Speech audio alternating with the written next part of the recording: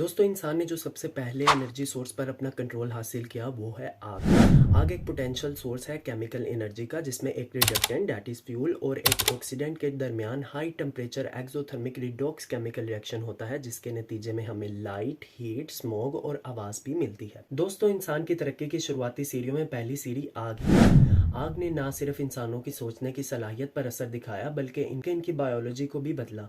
एक अंदाजे के मुताबिक आज से करीबन 8 लाख साल पहले आग का कभी कभार इस्तेमाल वजूद में आया, पर तकरीबन 3 लाख साल पहले ये रोज़मर्रा की ज़िंदगी का हिस्सा बन चुकी थी। ना सिर्फ इसका इस्तेमाल अपने जिस्म को गर्म रखने के लिए और रोशनी हासिल करने के लिए किया जाता, बल्कि इसको दूसरे जानवरों के खिलाफ हथियार के तौर पर भी इस्तेमाल किया जाने लगा। पर जो सबसे ख़ास चीज़ थी वो है आग का कुकिंग के लिए इस्तेमाल, जो तब से लेकर अब तक चलता आ रहा है।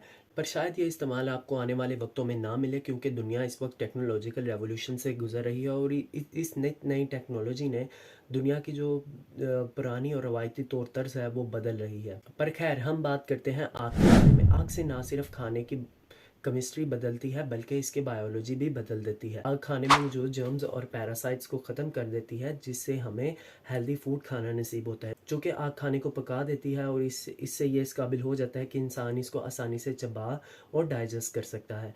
वहीं दोस्तों, जहाँ एक चिंपैंजी 5 घंटे में खाना खाता है, वहीं एक इंसान के लिए 1 घंटा भी बहुत ज़्यादा है। और आग ही की बदौलत इंसान इस काबिल हुआ है कि वो गंदम, नट्स और इस जैसी चीज़ों को रोज़मर्रा की खुराक का हिस्सा बना पाया है। आप इमेजिन कर सकते हैं कि ये कितना ही मुश्किल होगा इन सब चीज़ों को बगैर पकाए खाना। दोस्तों, जहाँ एक चीज़ को खाने और हज़म करने में कम वक्त लगता है, वहीं इससे इंसान की खाने की सलाहियत भी बढ़ती है। इंसान का अगर इसके इंसेस्टर्स के साथ कंपैरिजन किया जाए, तो इसके मुकाबले में ज़्यादा वैरायटी और मकदार में खाना खा सकता है, और यही चीज़ ने इनके दिमाग को बहुत ज़्यादा ग्रोथ दी, और इसी की वजह से इंसान की इंटेस्टाइन छोटी हुई। तो इंटेस्टाइन और दिमाग दोनों ही बहुत ज़्यादा एनर्जी कंज्यूम करने वाले ऑर्गन्स हैं ह्यूमन बॉडी के, और इन दोनों को इकट्ठे मैनेज करना बहुत ही मुश्किल था। आग ही की बदौलत इंटेस्टाइन छोटी हुई, क्योंकि इसकी वजह से हम लोग कुक्ड और हेल्दी फूड खाने लगे, जिससे इंटेस्टाइन को ज़्यादा एनर्जी की ज़रूरत नहीं रही, और वही एनर्जी दिमाग को मिलने लगी, और दिमाग इससे अच्छे से ग्रो कर पाया। और कुछ ऐसी ही बात मैंने अपनी पिछली वीडियो में की थी, तो अगर आपने वो वीडियो नहीं देखी तो आप इसके बाद वो जाकर देख सकते हैं, क्योंकि अभी तो आप इस वीडियो में की जाने वाली बातों को और भी ज़्यादा अच्छे से समझ पाएंगे। क्योंकि इस वीडियो में मैं आपको बताने वाला हूँ कि कैसे और कब इंसान पूरी दुनिया में फैले, और इल्मी इनकलाब यानी क्रिएटिव रेवोल्यूशन के बारे में। तो बढ़ते हैं वीडियो की तरफ।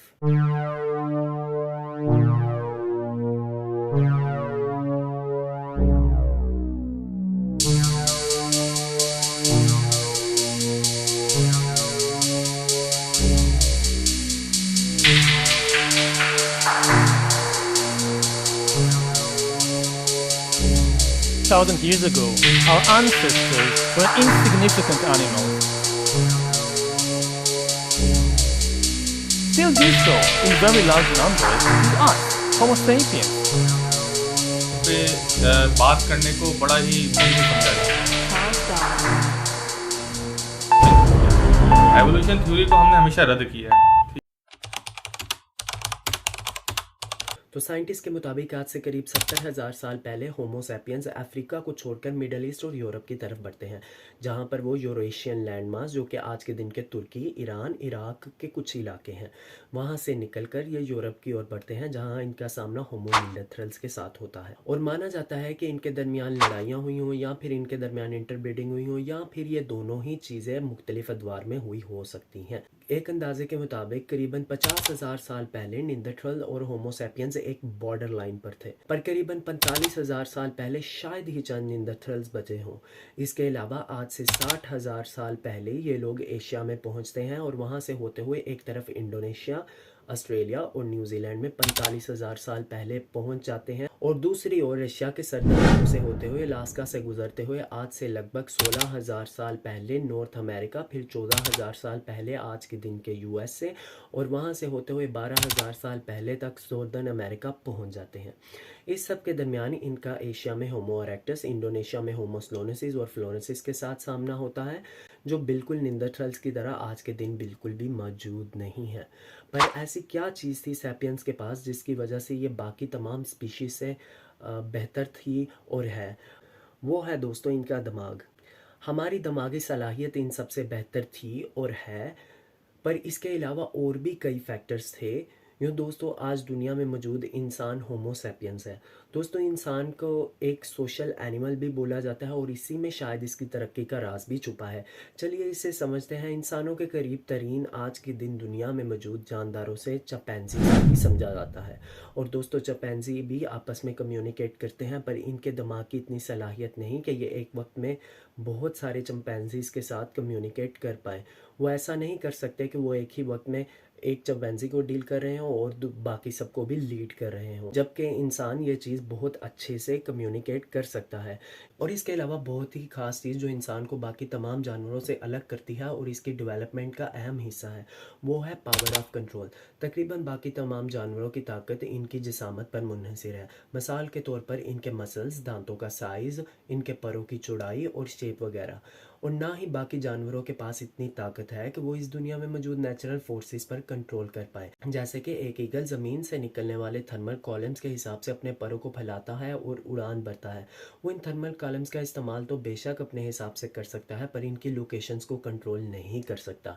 इसको ये हॉट एयर जो नेचुरल वे से मिलेगी उसी पर डिपेंड है। और ना सिर्फ इस पर बल्कि अपने परों के साइज़ पर भी। यूँ ईगल बाउंड हो जाता है, जबकि दूसरी ओर इंसानों के बारे में यह हकीकत है कि ये बहुत सारी नेचुरल फोर्सेस पर कंट्रोल रख सकते हैं। तभी तो आप देख सकते हैं कि इंसान के पास ना तो इसके अपने पंख हैं, पर फिर भी ये उड़ान भर सकता है, क्योंकि इंसान ऐसी चीज़ें बनाना जानता है जो जिससे वो नेचुरल फोर्सेस को कंट्रोल कर सकता है। और इसका जिस्म स्ट्रक्चर चाहे कैसा ही हो, इससे फ़र्क नहीं पड़ता। ये तो था नेचुरल फोर्सेस पर कंट्रोल। अब बात करते हैं बिहेवियर यानी रवैये पर कंट्रोल के बारे में। दोस्तों अगर आप किसी जानवर को मारेंगे तो वो खुद पर कंट्रोल नहीं रख पाएगा और उसका फौरी रिएक्शन देगा, जो कि हाईली चांसेस है कि वो आप पर वापस हमला करे, वो भी बगैर कुछ सोचे समझे। हालांकि ऐसा इंसानों में कभी कभार हो जाता है, पर हकीकत ये है दोस्तों कि ऐसी सिचुएशन को कंट्रोल किया जा सकता है। मिसाल के तौर पर हमारे माशरे में बहुत ही आम बात है कि किसी टीचर या पेरेंट का बच्चों को मारना। तो ऐसे हालात में ज़्यादातर आप सब्र करते हैं और ख़ुद पर कंट्रोल रखते हैं, क्योंकि आप समझ बूझ रखते हैं कि सामने वाला कौन है। बल्कि यही नहीं, अगर कोई दूसरा आप पर हमला करे यानी आपको मारे, तो आपका रिएक्शन भी शायद यही हो सकता है जो कि किसी जानवर का हो। मेरा मतलब है आप कंट्रोल नहीं करेंगे और बदले में मारेंगे। तो इससे साबित होता है इंसान के पास ना सिर्फ कंट्रोल करने की ताकत है, बल्कि उसके साथ साथ एनालाइज करने की भी ताकत है कि कहाँ इसको अपना बिहेवियर कैसे रखना है। पर यह मिसाल तो शायद रिएक्शन की थी, पर खैर आप मेरी बात समझ चुके होंगे। तो जो चीज़ों को एनालाइज करने और फिर उस हिसाब से रिएक्ट और रिस्पॉन्ड करने की ताकत है, वही तो है जो इंसान को बाकी जानवरों से अलग करती है। ना सिर्फ इंसान नेचुरल फोर्सेस, सेल्फ बिहेवियर, दूसरे इंसानों के बिहेवियर को, बल्कि इस दुनिया में मौजूद बाकी जानदारों, ख़ास तौर पर जानवरों के बिहेवियर को भी कंट्रोल कर सकता है और उनको अपने हिसाब से डाल सकता है। दोस्तों इसकी मिसाल आपको अपने इर्द गिर्द हर जगह मिल जाएगी। आज के दिन हम लोग बड़े ही शौक से डॉग्स और कैट जैसे जानवर पालते हैं, और कभी कभार तो वाइल्ड एनिमल्स, बर्ड्स और इंसेक्ट भी। पर इसके अलावा हम अपने फ़ायदे के लिए गाय, भैंस, बकरी, भेड़, मुर्गी और इस तरह के कई जानवर जिन्हें हम फार्म्स वगैरह में रख कर उनसे दूध, गोश्त और अंडे वगैरह तो हासिल करते ही हैं, पर यहाँ तक कि उनकी चमड़ी और हड्डियों का भी इस्तेमाल करते हैं, और बेशक इसमें हमारा ही फ़ायदा छुपा है। इसी तरह पुराने वक्तों में अपने शौक़ और ज़रूरत के अलावा भी इनका इस्तेमाल किया जाता था, जैसे कि जंगों में जिनमें हाथी, घोड़े, भेड़िए और कई जानवर इस्तेमाल किए जाते थे। पर दोस्तों क्या आपने कभी इस बात पर गौर किया है कि ये चीज़ कितनी ताकतवर है कि इंसान अपने इर्द गिर्द मौजूद जानवरों पर भी कंट्रोल रख सकता है। मिसाल के तौर पर एक वुल्फ है, अब उसका कुछ लेना देना नहीं है इंसानों की आपस में होने वाली जंगों में, पर इंसान उसको अपने पास कैद करते हैं, उनकी तरबियत करते हैं, उनको चीज़ें सिखाते हैं जिनमें कोई शक नहीं कि इंसानों का अपना मकसद ही छुपा होता है, और बदले में उनको खाना देते हैं और कभी कभार प्यार जैसे इमोशन से भी उनको नवाज देते हैं। पर उनकी तरबियत, देखभाल और अटैचमेंट उन जानवरों की साइकोलॉजी को आपके फ़ायदे के हिसाब से ढाल देती है, और आपका दुश्मन उसका दुश्मन बन जाता है। तो ये जो जानवर का बिहेवियर कंट्रोल करने की ताकत है, ये भी उन्हीं फैक्टर्स में से एक फैक्टर्स है जो इंसान की स्पीशी को रूलिंग स्पीशी ऑन अर्थ बनाती है। दोस्तों, अब इन ताकतों के अलावा एक और बहुत ही ख़ास ताकत जो इंसान को बाकी तमाम स्पीशी से अलग करती है, वो है पावर ऑफ इमेजिनेशन। इंसानी दिमाग की ये बहुत ही ख़ास सलाहियत है कि वो चीज़ें भी इमेजिन कर सकता है जो कि इस दुनिया में मौजूद भी नहीं। मिसाल के तौर पर यही देखिए, ये एक लाइन मैन या फिर लाइन वीमेन है जिसका हकीकत में कोई तस्वुर नहीं। यह फिगर आज से करीबन 32,000 साल पुरानी है और ये स्टडल केव जर्मनी से मिली है। आप देख सकते हैं कि इसकी जिसामत इंसानों जैसी है पर सर शेर का है। ये यकीनन एक खूबसूरत आर्ट है और इस बात से भी इनकार नहीं किया जा सकता कि ऐन मुमकिन हो कि यह किसी किस्म का मजहबी मुजस्समा हो। पर जो भी हो, ये एक शानदार मिसाल है कि इंसान वो भी इमेजिन कर सकता है जिसका हकीकत से कोई ताल्लुक ही नहीं। और दोस्तों, इंसान की यही ताकत आज उसे आर्टिफिशियल इंटेलिजेंस तक ले आई है। ये फिगर देखकर आपको लग रहा होगा ये तो काफ़ी जानी पहचानी सी है। दोस्तों, उसी केव से तकरीबन 300 किलोमीटर दूर वेलेंटी फ्रांस का एक वो छोटा गांव है जहां से पियोगोत नामी कार कंपनी का आगाज़ हुआ था। ये फिगर आज उसी कार कंपनी का लोगो है।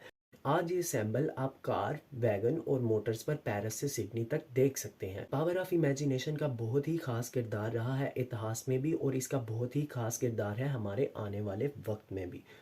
दोस्तों, कंट्रोल करने और इमेजिन करने के अलावा और भी कई चीज़ें थी और हैं जो इंसान को मुनफरिद और बाकी जानवरों से अफजल करती हैं।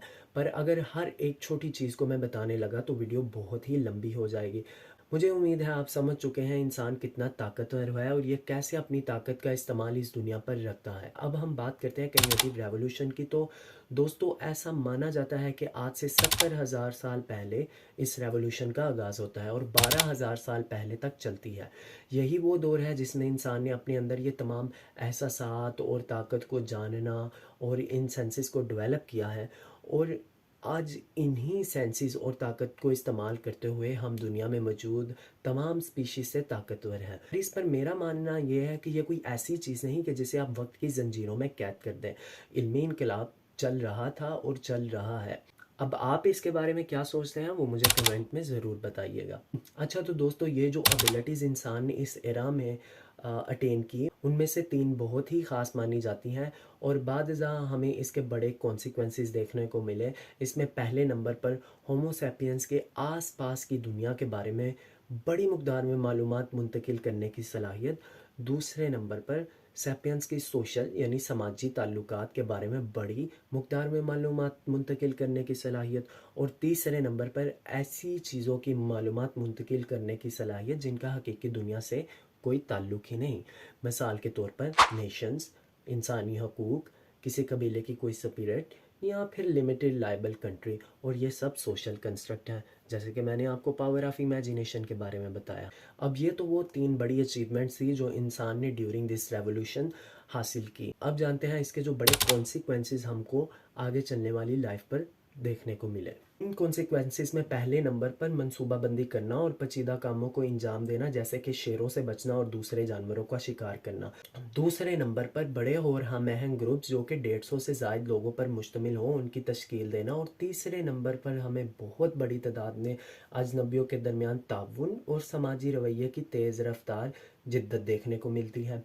दोस्तों, अभी तक तो हमने जाना इस दुनिया के वजूद से लेकर 12,000 साल पहले तक का। अब पर उसके बाद का क्या, वो हम जानेंगे आने वाली वीडियोस में। और नेक्स्ट वीडियो में हम जानेंगे ज़रूरी इनकलाब यानी एग्रीकल्चर रेवोल्यूशन के बारे में। तो मिलते हैं नेक्स्ट वीडियो में। Take care, bye bye.